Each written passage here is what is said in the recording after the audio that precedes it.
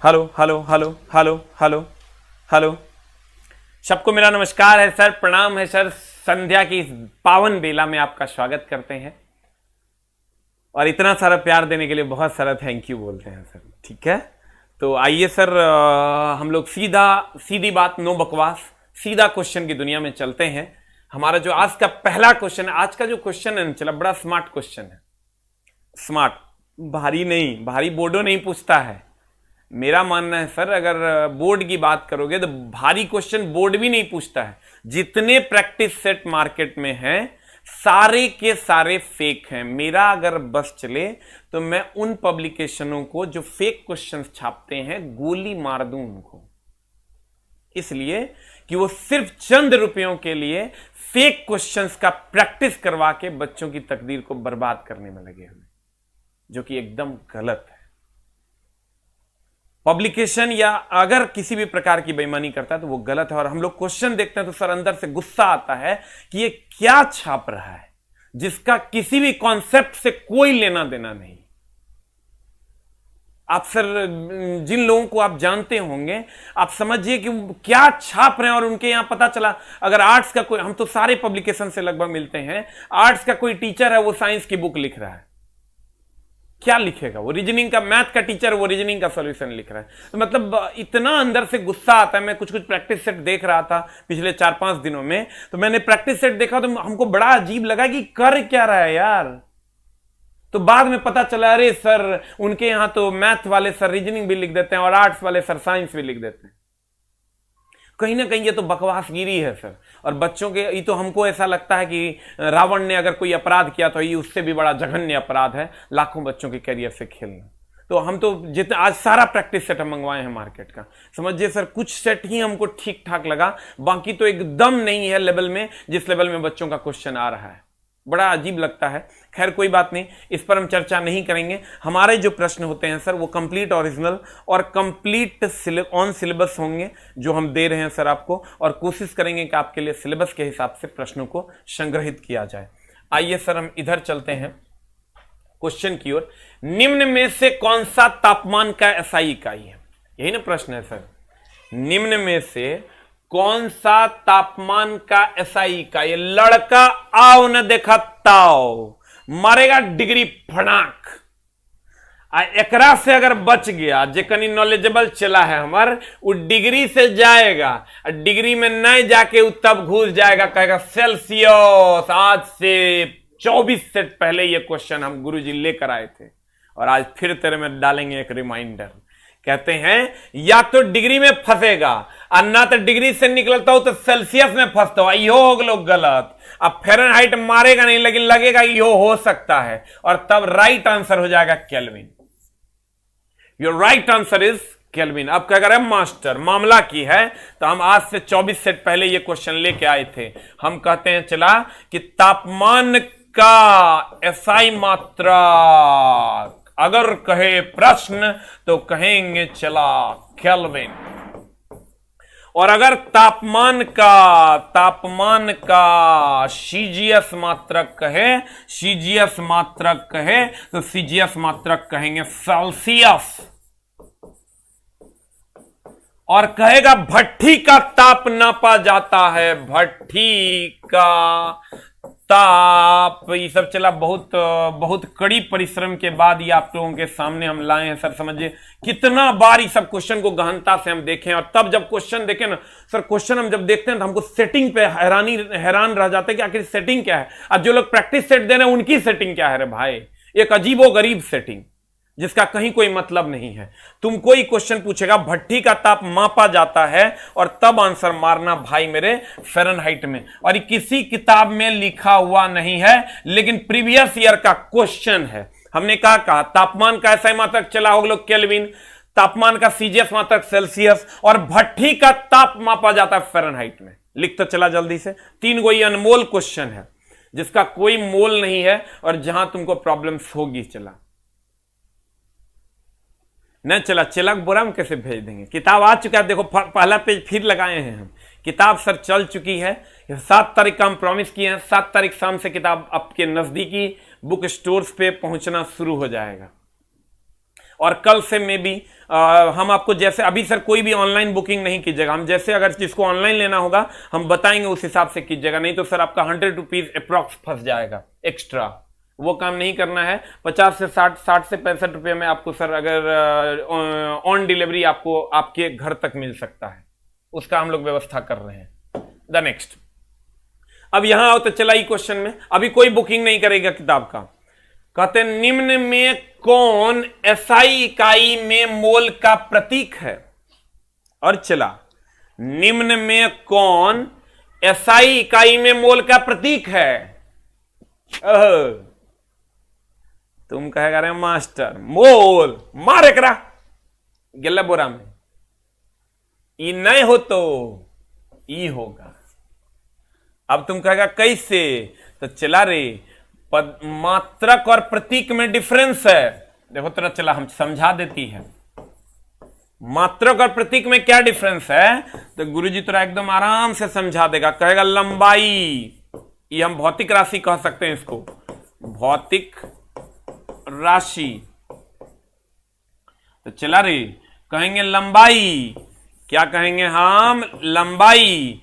और लंबाई का ऐसा ही मात्रक अगर कहें मीटर, अब प्रतीक कहें तो एम। ही डिफरेंस है मात्रक और प्रतीक में। और अगर हम पदार्थ की मात्रा की बात करें, पदार्थ की मात्रा की बात करें, तो पदार्थ की मात्रा का मात्रक हो जाएगा एमओएलई और प्रतीक हो जाएगा एमओएल।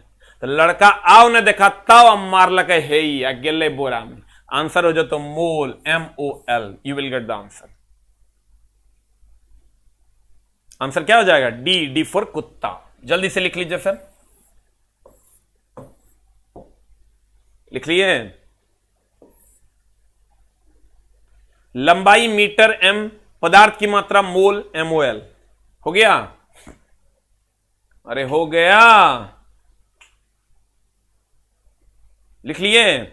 आंसर बताइए, निम्न में से कौन एसआई इकाई में मोल का प्रतीक है? कहेंगे एमओएल। एमओएल ही मत मार देना, मामला गड़बड़ हो जातो। अगला, मंदता का अंतरराष्ट्रीय इकाई क्या है? चला रे, हम देखो सभी प्रकार का त्वरण, सभी, ध्यान देना एकदम आराम से चला, सभी प्रकार का त्वरण, जैसे गुरुत्वीय त्वरण, जैसे अभिकेंद्र त्वरण, जैसे कोणीय त्वरण, जैसे फलना त्वरण, जैसे चिलना त्वरण, जैसे ढकेलना त्वरण, कोनो त्वरण पूछेगा। सभी प्रकार का त्वरण और मंदन, जिसको आप मंदता कहते हैं, इसका यूनिट मीटर पर सेकेंड स्क्वायर होता है। या तो ऐसे लिखा हुआ होगा या मीटर सेकेंड पर पावर -2 होगा।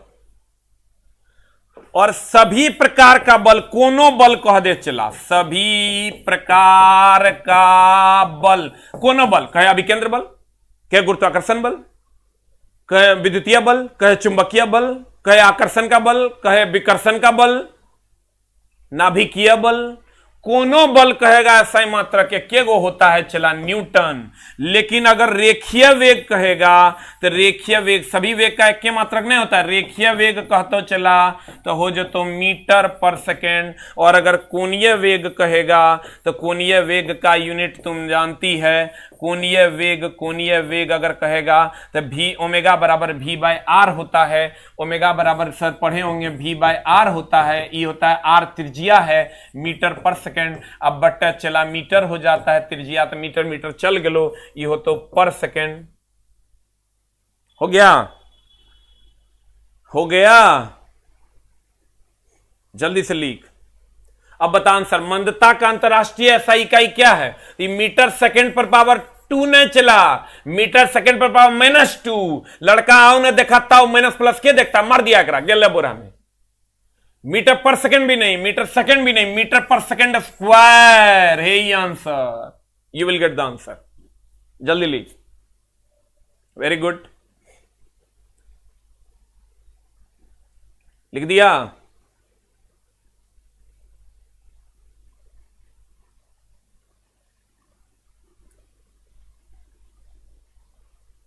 हाई लेवल हो गया क्वेश्चन, पता नहीं कैसे हाई लेवल हो जाता है। कहता है 1 हॉर्स पावर, तुम क्या कह रहे मास्टर ले लो लेवल, ये इलेक्शन के बाद।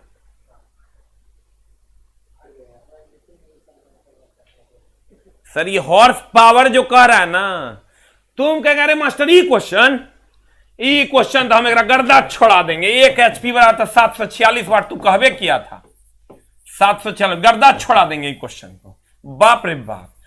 चला तू जितना हड़बड़ी में है ना, तो सुना है कि नहीं, हड़बड़ी में हो तो गड़बड़ी, तो वही होगा यहां। तोरा कुछ नहीं किया है क्वेश्चन में, ऐसा सेटिंग किया है कि 4 6 6 4। जे लड़का बहुते हड़बड़ी में 101 HP 746 7 6 4 मारक आंसर खटा, कुछ नहीं किया है, बस नेत्र में भेद कर दिया है। बस 7 वैसने छोड़ दिया, वाट वैसने छोड़ दिया, 6 4 4 6 कर दिया। शुद्ध है 100% ओरिजिनल क्वेश्चन। आंसर ई नहीं होगा, आंसर ई होगा। हम बोले तो थोड़ा स्मार्ट क्वेश्चन है, लेकिन लड़का को होता क्या है, चला एग्जाम हॉल में 60% कंफ्यूज रहता है। काहे वो जो गेटवा पर ऐसे चेक करता है ना पुलिस वा, ओकरे में ओकर देह हाथ थर 46 और 64 में ओकरा पते नहीं चलता है की मारे हमसे, मामला हो जाए तो गड़बड़। ठीक ना, अब आ जाइए सर इधर। द नेक्स्ट वन इज, कहता है किसी वस्तु पर किया गया कार्य निर्भर करे। निर्भर की होता है रे, निर्भरता की अगर हम बात करें तो जैसे हम कहते हैं पापा इज इक्वल टू बेटा बटा दुश्मन, पापा इज इक्वल टू बेटा बटा दुश्मन। अब देखना चला, पापा इज इक्वल टू बेटा बटा दुश्मन, तो कहेंगे दुश्मन बढ़ेगा तो पापा घटेगा, दुश्मन घटेगा तो पापा बढ़ेगा, बेटा बढ़ेगा तो पापा बढ़ेगा, बेटा घटेगा तो पापा घटेगा। यानी पापा 2 लोगों पर निर्भर कर रहा है, एगो बेटवा पर एगो दुश्मन पर। मतलब अगर तुमको दे दे दाब बराबर बल बटा क्षेत्रफल, रे चला दाब बराबर बल बटा क्षेत्रफल, तो इसका मतलब दाब किन किन चीजों पर निर्भर करता है, तो बल और क्षेत्रफल पर। अगर तुरा दे दे वेग बराबर चला विस्थापन अब बटा समय, तो कहेंगे विस्थापन केकरा केकरा पर, वेग केकरा केकरा पर निर्भर करता है, विस्थापन और समय पर। एकर मतलब की बुझा, फॉर्मूला से पकड़ेंगे के केकरा पर निर्भर करता है, नहीं बुझा।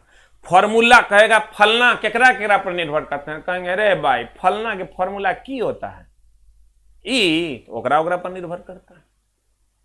नहीं बुझले, जेकर निर्भरता के बात कहे ओकर फॉर्मूला याद कर लो, और फॉर्मूला के जे पैरामीटर है उसी पर निर्भर करेगा। यानी यानी यानी यानी यानी हमर सोना, हमर सुगा, W is equal to F S cos theta. यहां W क्या है चला, कार्य है, F क्या है रे भाई, बल है, S क्या है रे भाई, विस्थापन है, थीटा क्या है रे भाई, F बल और विस्थापन के बीच का कोण है, के बीच का कोण है। थीटा बल और विस्थापन के बीच का क्या है, कोण है। W कार्य है, F बल है, S विस्थापन है, थीटा F और S के बीच का कोण है। This is one is the F1, this one is the S1 और this one is the theta 1। F और S के बीच का कोण थीटा का हो रहा है। इसका मतलब किया गया कार्य बल विस्थापन और बल और विस्थापन के बीच का कोण पर निर्भर करता है। कुछ कुछ चलवा हमार की करता है, कहता है सर F बराबर ma हुआ ना, तो यहां m और यहां a कर देंगे तो द्रव्य एक बदले में एक और फॉर्मूला चलवा सब लिख देता है। रुक रे भाई, चलवा हमार की करता है, एकरा में धोखा खाता है। हम ओकरा सिखा के भेजे कि बाबू रे जगह जे फॉर्मूला ओकरा पर निर्भर करता है, तो डायरेक्ट देखना, इनडायरेक्ट में लड़का की कर देता है, भाई हमार की कर देता है कि WF के जगह पर कहता है ma into S cos theta होता है। तो अब कहिएगा तो अब तो द्रव्यमानों पर निर्भर करता है। नहीं, डायरेक्ट बाप दिखे तो बाप की बात करो, दादा की बात नहीं करो। जैसे हमरा से कहेगा हम केकरा पर निर्भर करते हैं, हम कहेंगे हम अपन बाबूजी पर निर्भर करते हैं। हम कभी कहेंगे कि हम अपन दादाजी पर निर्भर करते हैं। बाबूजी से पूछेगा केकरा पर निर्भर करते हैं तो वो कहेंगे दादाजी पर निर्भर करते हैं, मतलब वो अपने बाबूजी पर निर्भर करते हैं। हम दादाजी पर निर्भर नहीं करते, हम अपने बाबूजी पर निर्भर करते हैं। मेरे बाबूजी किस पर निर्भर करते हैं, वो अपने बाबूजी पर निर्भर करते हैं, ना कि वो अपने दादाजी पर निर्भर करते हैं। मतलब ये हो गया चला दादा, यानी एकर बाप। तो डायरेक्ट बात करो, एक इकेंसिल डायरेक्ट में फॉर्मूला जो होगा उसी पर निर्भर करता है, एक ध्यान रखना ना तो चल जब बोरा में। कहता है कार्य किस किस पर निर्भर करता है, बल, विस्थापन और दोनों के बीच के कोण पर। अब गौर फरमाइएगा, चला किसी वस्तु पर किया गया कार्य निर्भर करता है, तो किया गया कार्य जब ये कहेगा W बराबर FF cos थीटा, तो W बराबर FF cos थीटा कहेंगे तो विस्थापन पर कहेंगे हाँ करता है, बल और विस्थापन के बीच के कोण पर कहेंगे हाँ करता है, प्रयुक्त बल पर कहेंगे हाँ, विस्थापन पर तो करबे करता है, प्रयुक्त बलों पर करता है, देखो विस्थापन पर हाँ करता है, बल और विस्थापन के बीच के कोण पर हाँ करता है, प्रयुक्त बल पर हाँ करता है, तो कहेंगे वस्तु के द्रव्यमान पर एकदम नहीं करता है, कहीं पर द्रव्यमान है क्या, नहीं है, तो आंसर क्या हो जाता है, ए, बी और सी, आंसर हो गया D, you will get the answer. कर चला हो गलो। द नेक्स्ट अगला कहता है एक पिंड द्वारा किया, एक और ट्राई किए हैं तुम्हारे लिए क्योंकि एक 8 बार पूछा है, 8 टाइम्स, इसीलिए थोड़ा 2 बार दिए हैं। एक पिंड द्वारा किया गया कार्य निम्नलिखित में से किस पर निर्भर नहीं करता है। तू हड़बड़ा के पढ़ लेगा, गुरु जी पढ़ाए थे केकरा पर निर्भर करता है, खट से खोज के मार देगा, मारेगा नहीं, मारा जाएगा, मामला गड़बड़ हो जाएगा। अब कैसे गड़बड़ होगा, चला तू कहेगा एक पिंड द्वारा किया गया कार्य निम्नलिखित में से किस पर निर्भर नहीं करता है, नहीं करता है तो लास्ट तक पढ़ेगा तब ना पता चलेगा करता है लिखा कि नहीं करता है लिखा है, इसीलिए दोनों वेराइटी गुरु जी लेके आए। चला रे एक एक क्वेश्चन तो लिए हिसाब से टिक करते हैं, ठीक ना। और अगर तुम लोग कहेगा तो हम आज जितना प्रैक्टिस सेट देखे हैं, चला हमको सब इतना गड़बड़ लगा कि हम तुम सोच नहीं सकता है, वो क्वेश्चन का सेटिंग गड़बड़ है, मतलब क्या कहें अब बता नहीं सकते हम तो। हमको तो गाली देने का मन किया जब हम पब्लिकेशन वाले का बुक देखे तो बहुत सारे लोग छाप रहे हैं, सर क्या छाप रहे हैं पता नहीं चलता है। एक पिंड द्वारा किया गया कार्य निम्नलिखित में से किस पर निर्भर नहीं करता है, किस पर निर्भर नहीं करता है। चला तो नहीं करता है मतलब देखो वस्तु के प्रारंभिक वेग पर, कहीं पर वेग है क्या, बल है, विस्थापन है, दोनों के बीच का कोण है, तो पर निर्भर नहीं करता। देखो विस्थापन पर एकदम करता है, देखो बल और विस्थापन के बीच के कोण पर एकदम करता है, लागू बल पर देखो एकदम करता है, खाली वस्तु के प्रारंभिक वेग पर निर्भर नहीं करता है। You will get the answer, ठीक है। अब आ जाइए अगले प्रश्न पर, राष्ट्रीय वनस्पति शोध संस्थान कहां है। सर राष्ट्रीय वनस्पति शोध संस्थान की अगर बात करोगे तो ये कहां है बताओ, तो सर तुमको राष्ट्रीय वनस्पति शोध संस्थान की अगर बात करोगे तो ये लखनऊ में है। कहां पर है, चला लखनऊ में। और अगर बात करोगे केंद्रीय आलू शोध संस्थान शिमला में है, इसको जरूर ये सब क्वेश्चन भी सर पूछ रहा है। केंद्रीय आलू शोध संस्थान कहां पर है, चला शिमला में। और अगर हम बात करें राष्ट्रीय समुद्र विज्ञान संस्थान पणजी में है, राष्ट्रीय समुद्र विज्ञान संस्थान, समुद्र विज्ञान, ये चारों क्वेश्चन को अलग अलग तरीके से पूछा है। विज्ञान संस्थान पणजी में है। और अगला अगर हम बात करें, चला केंद्रीय जूट तकनीकी शोध संस्थान कोलकाता में है, केंद्रीय जूट शोध संस्थान कलकत्ता में है,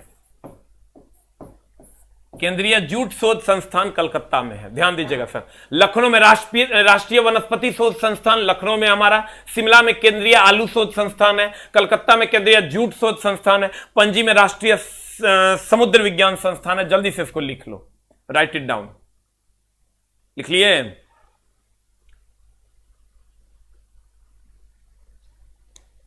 हो गया, जल्दी से लिख लीजिए।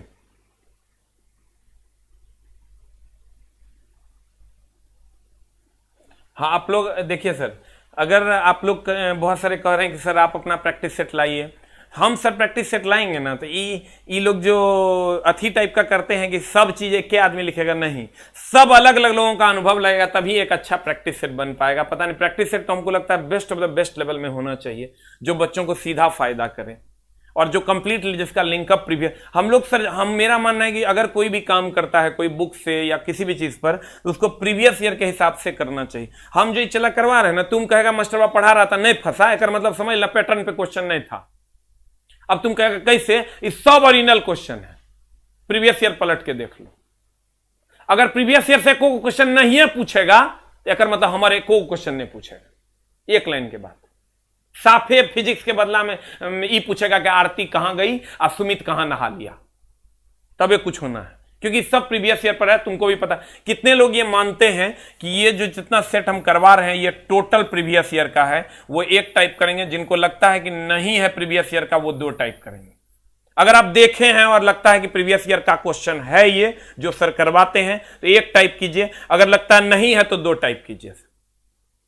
जो देखें ओरिजिनली, जो वेरीफाई कीजिए कि हाँ है प्रीवियस ईयर, हम वैसे बच्चों को देखना चाहते हैं। अगर लगता है कि नहीं नहीं प्रीवियस ईयर नहीं है तो दो टाइप कर दीजिए सर, कहीं कोई समस्या नहीं। देखिए आपके सामने है सर, इतने बच्चे वेरीफाई कर रहे हैं कि ये जितना सर आप पढ़ा रहे हैं वो सब प्रीवियस ईयर में है। देखिए आपके सामने है सर, इसका मतलब कहीं ना कहीं सर अगर मेरे द्वारा पढ़ाए गए प्रश्नों से प्रश्न नहीं आता है, इसका मतलब प्रीवियस ईयर से क्वेश्चन नहीं पूछा, एक नया पैटर्न बोर्ड ने बना दिया, तभी कुछ होगा सर। आपके सामने में है सर। अब देखिए सर, चलते हैं अगले प्रश्न की ओर। अगला प्रश्न कहता है मृदा संबंधित अध्ययन को क्या कहते हैं। सर मृदा संबंधित अध्ययन की अगर हम बात करें तो इसे हम क्या कहते हैं, बताइए आंसर क्या हो जाएगा, बताइए आंसर क्या हो जाएगा सर। मृदा संबंधी अध्ययन को हम लोग क्या कहते हैं, बता आंसर क्या होगा। 8 का आंसर बता, बी पीडोलॉजी। और सर पैथोलॉजी, जंतु की बीमारियों का पता लगाते हैं हम लोग सर, जंतु की बीमारियों का पता, जंतु जंतु जंतु जंतु जंतु जंतु की बीमारी का पता, जंतु की बीमारी का पता। और अगर हम बात करें चला पोमोलॉजी की, यहां पोयोलॉजी लिखा गया है जबकि यहां पोमोलॉजी होगा, इसको ठीक कर लेना। अगर हम पोमोलॉजी की बात करें सर तो हम कहते हैं पोमोलॉजी क्या है, फलों के अध्ययन से संबंधित है। जल्दी से लिख लीजिए, फलों के अध्ययन से संबंधित, सब प्रीवियस ईयर है ओरिजिनल, फलों के अध्ययन से संबंधित है। जल्दी से लिख लो। कहते हैं चला पैथोलॉजी, जंतु की बीमारी का पता, जैसे हम लोगों की बीमारी का पता पैथोलॉजी में चलता है। पीडोलॉजी, पीडोलॉजी सर मृदा संबंधित अध्ययन, मृदा संबंधित अध्ययन होगा पीडोलॉजी। पोमोलॉजी हो जाएगा फलों के अध्ययन। वो जमाना चला गया जब कहते थे हम लोग की एंथ्रोपोलॉजी क्या है, मानव शास्त्र, वो सब जमाना चला गया। अब क्वेश्चन तुमको पूछेगा मृदा संबंधित तो कहेंगे पीडोलॉजी। पैथोलॉजी जंतु बीमारी का पता लगाने के लिए, पोमोलॉजी फलों के अध्ययन के लिए। हो गया। द नेक्स्ट वन इज परमाणु के रासायनिक, देखो रे चला एकदम आराम से, परमाणु रासायनिक रूप से जुड़ेगा। ए चला एकदम आराम से, देखो हम तेरा एगो चीज समझा देते हैं, तनी और बेसिक क्लियर हो जाएगा। अब तुम कहेगा कैसे रे मास्टर, तो ई देखो, ई है यौगिक, क्या है चला यौगिक, आ एगो बना देती है तोहर चला अणु, आ एगो बना देती है परमाणु, यही ना। यौगिक मान लो H2O है, एकदम आराम से एकदम ध्यान से। H2O में अणु हो गया एक H2O मतलब एक अणु, 2 H2O मतलब 2 अणु, 3 H2O मतलब 3 अणु, 4 H2O मतलब 4 अणु। अब परमाणु अगर गिनना होगा तो 2 1 3, अगर यहां 2 H2O होगा चला, इसका मतलब 2 अणु हुआ। अब परमाणु हो गया 2 1 3 और 2 से गुना तो 6, 2 1 3 और 2 से गुना तो 6। अगर 3 H2O हो जाएगा तो इसका मतलब अणु की संख्या हो गई 3। अब परमाणु अगर कहेगा तो 2 1 3 और 3 9। इसका मतलब हम ये कह सकते हैं चला कि जो एक H2O है वो 3 परमाणुओं से मिलकर बना हुआ। H2O का एक अणु, देखो पढ़ेंगे कैसे, H2O का एक अणु यानी इस यौगिक का एक अणु, H2O के यौगिक का एक अणु 3 परमाणु से मिलकर बना है। फिर चला देखो पढ़ेंगे कैसे, H2O का यौगिक का एक अणु 3 परमाणु से बना है, यानी परमाणु का निर्माण, अणु का निर्माण एक अणु परमाणुओं से बना। देखो फिर से, H2O यौगिक का एक अणु 3 परमाणु से बना है, यानी ये जो अणु का निर्माण हुआ किससे हुआ है, परमाणु से। ठीक है, अब परमाणु को हम तत्व भी कह सकते हैं, हम ये भी कह सकते हैं H2O यौगिक का एक अणु 3 परमाणु से बना है, लेकिन तत्व की संख्या अगर कहेगा तो 2 एगो मारेंगे, एगो H एगो। जल्दी से इसको लिख लो, राइट इट डाउन, बहुत हेल्प करेगा चला तुम्हारा, जल्दी से लिख लो। हाँ सर, टोटल प्रीवियस ईयर है सर। हो गया, हो गया रे भाई हमार। फिर आरजेडी बीजेपी करने लगा, माने छोटा कि आरजेडी बीजेपी किया था।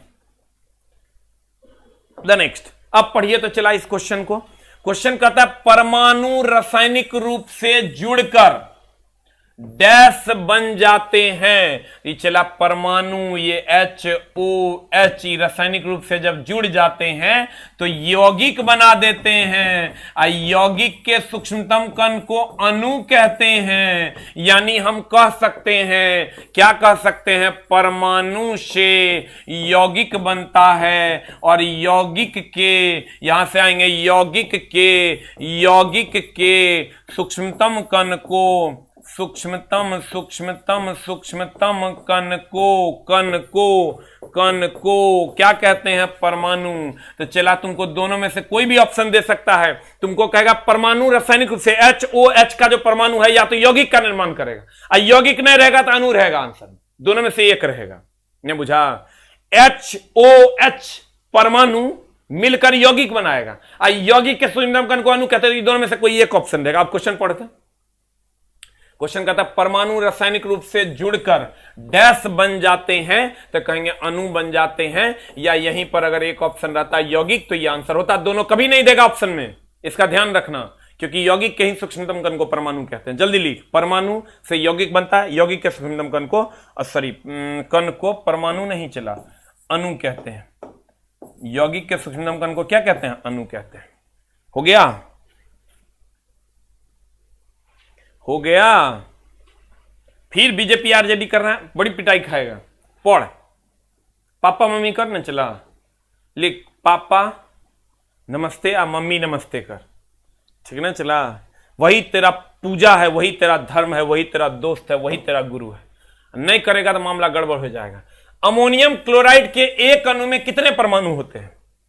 अगर हमें की करना है, कुछ नहीं करना है, खाली फॉर्मूला तो याद रहना चाहिए। NH4Cl अगर फॉर्मूला होता है, NH4 तक गिन लेना है, गिनती कर लो तो लिए फॉर्मूला, लेकिन याद रखना होगा कुछ फॉर्मूला तुमको याद रखना चाहिए।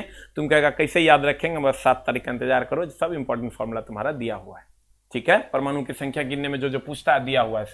अमोनियम क्लोराइड के एक अणु में कितने परमाणु होते हैं? तो चला 4, 1, 5, 1, 6, you will get the answer. खाली गिन लेना है। कहेगा यूरिया में कितने परमाणु? तो NH2CO NH2 गिन लेंगे, 2, 1, 3, 1, 4, 1, 5, 2, 7, 1, 8। तुम कह रहे मास्टर भाई फॉर्मूला याद रहा तो तब ना, फॉर्मूला याद करे पड़ता हो हम, इसलिए परमाणुकता करके एक टॉपिक दिए हुए हैं, उसको जरूर देख लीजिएगा। लेकिन बुक आएगा तब। बुक कब आएगा? 7 तारीख को आपके नजदीकी दुकान में आपको अवेलेबल मिल जाएगा। 4, 1, 5, 1, 6, you will get the answer. 7 तारीख शाम से निकलेगा, 7, 8 तक तुम लोगों को मिल जाएगा।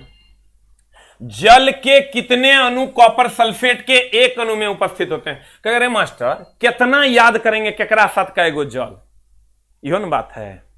केकरा साथ का एगो जल कैसे याद करेंगे? तू तो हमरा कह देगा कि हेलो बाबू रे कॉपर सल्फेट के साथ 5 गो जल रहता है, तुम कहेगा एकरा मार दो, तो तू तो मार देगा। लेकिन रे मास्टरवा अगर पूछ दिया अलग अलग तब की पूछता है, ई बताओ, ओकर सूत्र बताओ, ओकर जल के मात्रा बताओ, तो ले तोहर बोर्ड पर हम लिख दिए, एक टेबल बना दिए। एगो ब्लू विट्रियोल है, चला इसको हम हिंदी में कह दें नीला थोथा। एक फॉर्मूला CuSO4 × 5H2। अगर तुमको कहता कॉपर सल्फेट के एक अणु में उपस्थित होते हैं जल, तो कहेंगे 5। लेकिन अगर कह देता नीला थोथा में कितने, तब भी 5 मार। उसके बाद जो ग्लोबल सॉल्ट का हिंदी भी यही होता है, ग्लोबल। जल्दी लिख लो, इतने पूछता है। इस सब प्रीवियस ईयर का कलेक्शन है, चला जो तोरा लिए हम कर दिए। कहेगा इसमें कितना, तो कहेंगे 10 गो। उसके बाद जिप्सम की अगर हम बात करें, जिप्सम में होता है, चला जिप्सम की अगर बात करोगे, जिप्सम में होता है CaSO4 × 2H2। लेकिन यहां रुकना, यहां क्या करता है, चला इसका हम क्वेश्चन वैसे दिए हुए हैं। कहेगा H2O कितना, तो कहेंगे CaSO4 का दुगुना। CaSO4 एगो है तो 2 गो H2O, यहां 2 गो रहता थी, 4 गो रहता, 4 गो रहता थी, 8 गो रहता, इसका दुगुना उसमें होता है। और उसके बाद ग्रीन विट्रियोल बोले तो ग्रीन मतलब हरा न रे, इसको हम कहते हैं ग्रीन। एक होगा ब्लू विट्रियोल, ब्लू मतलब नीला, ग्रीन मतलब हरा, तो ये चला हरा थोथा अगर कहेगा तो FeSO4 इसमें क्या 7। एगो कहता है व्हाइट मतलब श्वेत थोथा, श्वेत थोथा कहेगा व्हाइट विट्रियल, तो व्हाइट विट्रियल में चला कै गो है, तो 7 गो। और उसके बाद इप्सम सॉल्ट, इसका इप्सम सॉल्ट होता है, इसमें भी 7 गो है। तो इतने तुम याद कर लो, तुम्हारा जल का काम हो जाएगा। जल्दी से लिख लो, चला लिख लिया। जल में कितने अणु कॉपर सल्फेट के एक अणु में उपस्थित होते हैं? आपके सामने है सर, ब्लू विट्रियल नीला थोथा, ग्लोबल सॉल्ट हो गया Na2SO4 × 10H2O, जिप्सम आपके सामने, ग्रीन विट्रियल, सब एक लाइन से इतने याद कर लो तो हर काम हो जाएगा। इतने पूछता, इससे ज्यादा नहीं पूछेगा। जो लोग लेट से आते हैं सर बहुत गलत करते हैं, ये गलत बात है सर। क्रमबद्ध ज्ञान को विज्ञान कहते हैं। ऐसा नहीं कि हम आपसे पैसा ले रहे हैं इसलिए बोल रहे हैं कि सवेरे आइए सर। मामला ये है कि आपके लिए ये बेहतर होगा कि 1 नंबर से आप पढ़ें ताकि आपकी रेगुलरिटी मेंटेन रहे। आंसर क्या हो जाएगा? कॉपर सल्फेट 5 गो। अगला He के देखो, चला ये मोल निकालने में ना बड़ा लड़का डरता है। हम तोरा की कहते हैं, देखो एगो थोड़ा सा हमारी बात सुन लो तो तुम्हारा काम हो जाएगा। मोल चैप्टर ने चला हम अपने किताब में 1.25 पेज में लिखे हैं, मात्र 1.25 पेज में, और सब बात ओकरे में खत्म है। ठीक है, अब आओ इधर। मोल कहता है दिया गया द्रव्यमान,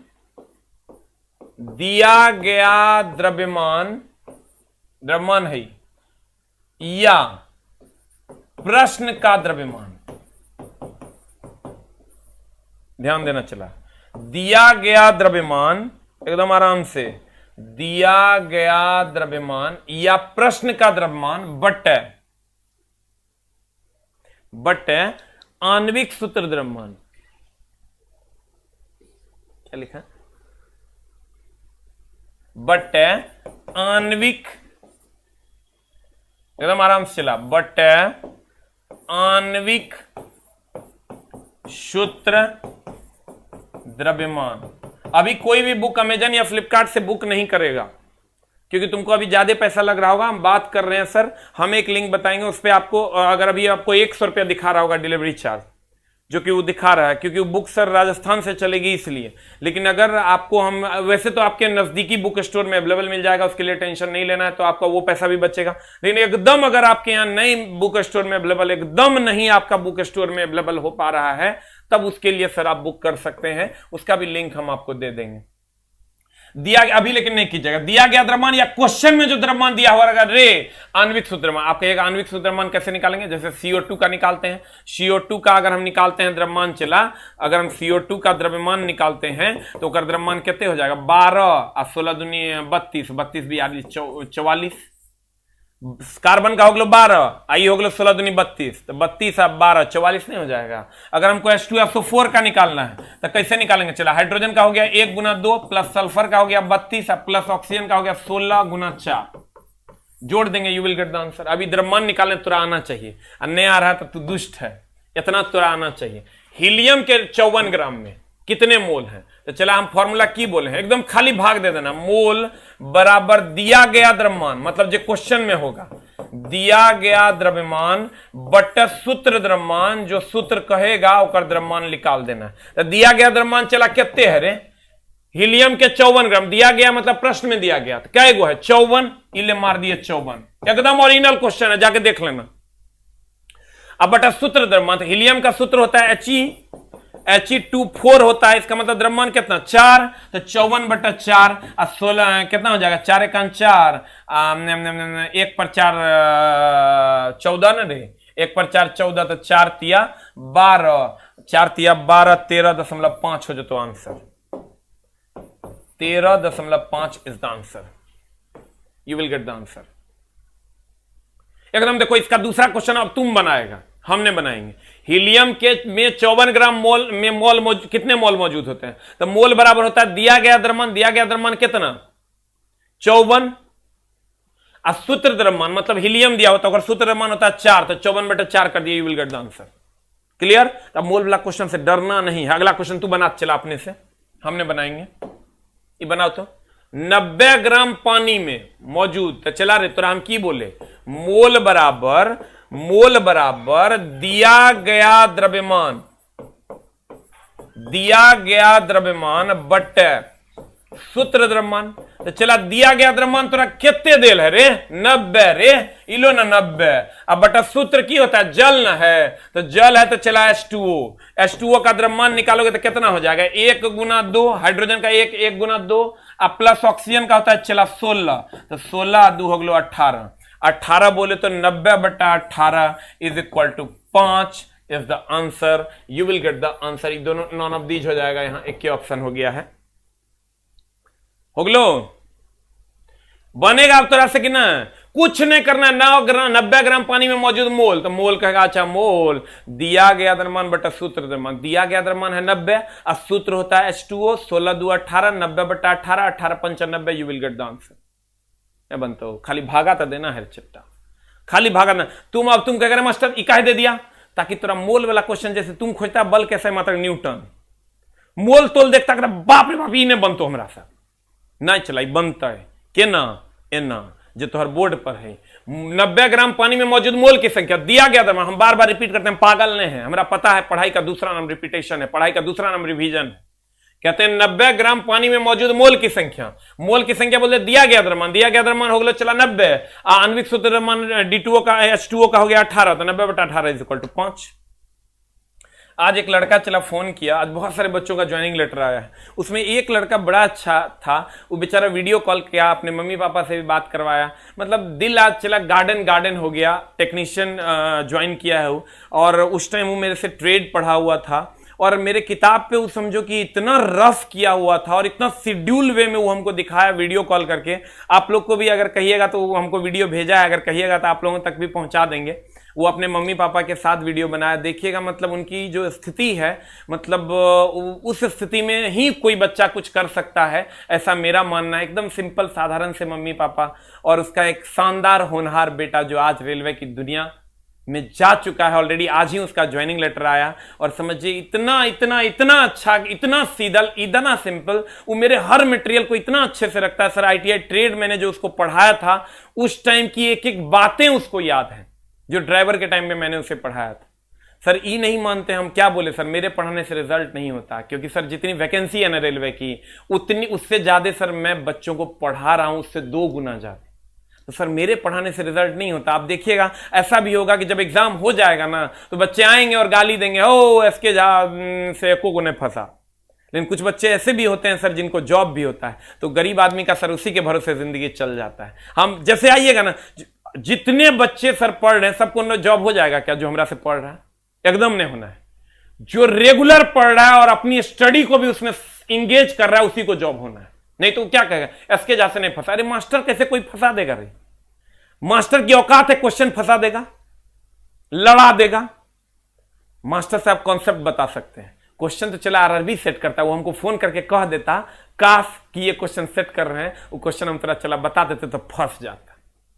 क्वेश्चन बहुत सारे टीचर बैच लेके आते, टेबलेट बैच, कैप्सूल बैच, अरे वो कंप्लीट गलत है। चला कोई भी टीचर क्वेश्चन लड़ा नहीं सकता, टीचर कॉन्सेप्ट लड़ा सकता है, और कॉन्सेप्ट तो यही है, वो कॉन्सेप्ट जो तू भी पढ़ता है और हम भी पढ़ते हैं, वही प्रैक्टिस की चीजें हैं। चला टीचर का दिन है कि तोरा नौकरी दिला देगा। हम अगर मेरे पढ़ाने से नौकरी हो जाता, मां कसम यहां से गांधी मैदान तक के लाइन लग जाता 5 किलोमीटर नहीं, जो फ्री में, एक तो फ्री में पढ़ा रहे 99% भी लेके अगर हम कोर्स बेचना और मेरे पढ़ाने से सब कुछ सबको आ जाता, यहां से गांधी मैदान तक का लाइन रहता, वो भी 12 बजे रात से। नहीं, मैं पढ़ाऊंगा, तू रेगुलर पढ़ेगा। बहुत सारे बच्चे आते हैं ना, चला 7:30 बजे नहीं आके वो क्या करेंगे, 7:45 बजे घूमते फिरते हुल्लुक बुल्लुक करके आएंगे, 8 बजे आएंगे। बहुत सारे 8:15 बजे कहेंगे good morning good evening sir, मतलब वो खत्म नहीं होना है, ऊपर जाओ। ये फिक्स हम थोड़ा लिख के दे देते हैं, इसका मतलब यू आर इरेगुलर बॉय। क्योंकि सर मेरे पास उतने रेगुलर बच्चे हैं जितनी वैकेंसी है, उसी का जॉब होना है। ये आप अपने दिमाग में एडजस्ट कर लो। हुलुक बुलुक से भी नहीं होगा, मेरे पढ़ाने से भी नहीं होगा, हम दोनों मिलकर मेहनत करेंगे तब। वो डिपेंड करता है चला तुम कितना रेगुलर है, और नहीं तो एकदम मामला गड़बड़ होगा। ये तुम हमेशा ध्यान में रखना। हम तुमको डरा नहीं, हम तुमको जगा रहे हैं। मैं ये नहीं कहता कि मेरे पढ़ाने से प्रश्न बन जाएंगे, मैं ये कहता हूं कि मैं पढ़ाऊंगा, तुम रेगुलर पढ़ोगे, रेगुलर रिवीजन करोगे, तब प्रश्न बनेंगे और तब तुम्हारा काम हो। लेकिन चला शायद मेरी बातें तुमको बुरी लग रही हो, लेकिन सच्चाई तो यही है। आइए सर, इधर हम कहां थे? हम क्वेश्चन नंबर थे सर 14 नंबर पे। क्वेश्चन नंबर 14 आपका क्या कहता है सर? ध्यान दीजिएगा। जीव विज्ञान शब्द का प्रयोग सर्वप्रथम किसने किया था? तो सर्वप्रथम जीव विज्ञान शब्द का प्रयोग किया था सर लेमार्क ने। किसने किया था सर? लेमार्क ने। और अगर हम अरस्तु की बात करें सर, जीव विज्ञान का जनक अरस्तु को कहा जाता है। देखिए दोनों में कितना डिफरेंस है सर।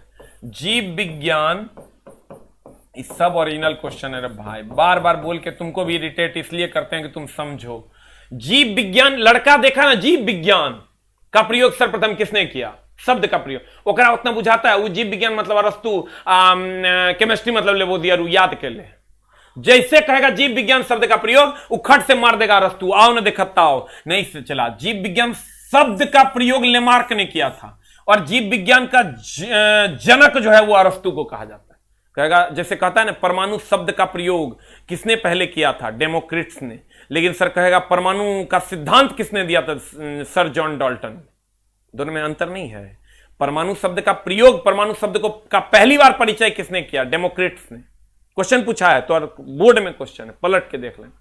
और कहेगा परमाणु का सिद्धांत पहली बार किसने दिया? तो कहेंगे डाल्टन ने।